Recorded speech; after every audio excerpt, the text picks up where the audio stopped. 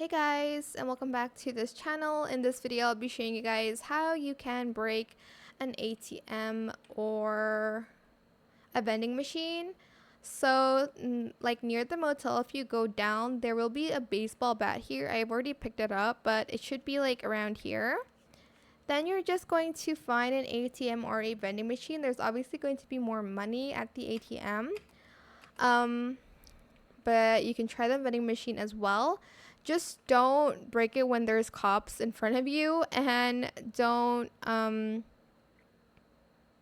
break all the ATMs in your city, or else you cannot deposit or withdraw anything.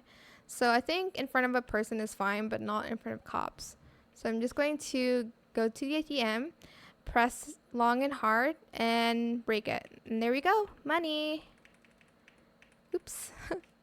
And that is it. I hope this tutorial was helpful for you guys. Don't forget to like, comment, share, and also subscribe to this channel if you haven't done that already. If you have any more questions about this video, just leave it in the comment section down below. I will try my best to answer them all for you guys. And if you found this video helpful, please click the thanks button as well. And that is it. Thank you so much for watching. Bye.